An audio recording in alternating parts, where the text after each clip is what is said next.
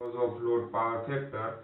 આ ફેક્ટરમાં 4 મુદ્દાઓ આવે છે. એમાં સાધનોનું ઓવરરેટિંગ, પછી ઇન્ડક્ટર મોટરનું અવ્યવસ્થિત મેન્ટેનન્સ, પછી આવે છે સાધનોનું ઓવરરેટિંગ, બરોબર છે. પછી બીજું આવે છે સિસ્ટમ વોલ્ટેજમાં વધારો. હવે સિસ્ટમ વોલ્ટેજમાં વધારો કેવી રીતે કરી શકાય? તો કે ઓફ પીક પીરિયડ દરમિયાન પાવર સિસ્ટમમાં લોડમાં ઘટાડો થાય છે ત્યારે સિસ્ટમ વોલ્ટેજમાં વધારો થાય છે, બરોબર છે.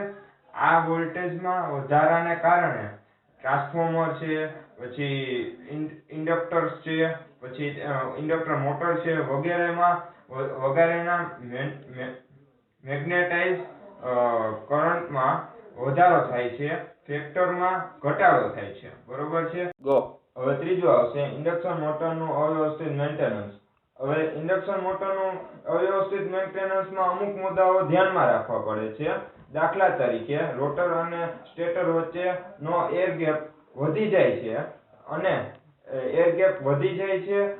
સ્ટેટર વચ્ચે એર ગેપ વધી જાય છે, બરોબર છે. તો મેગ્નેટાઇઝ નો કરંટ વધે છે અને પાવર ફેક્ટર ઘટે છે, બરોબર છે. હવે ચોથું છે સાધનોનું ઓવરરેટિંગ એટલે લોડના પ્રમાણમાં ઇન્ડક્ટર મોટર વધારે રેટિંગ વાળી વાપરીએ તો ઇન્ડક્ટર મોટર પર લોડ ઓછો થાય છે, તેથી તે ઓછા પાવર ફેક્ટર પર ચાલે છે.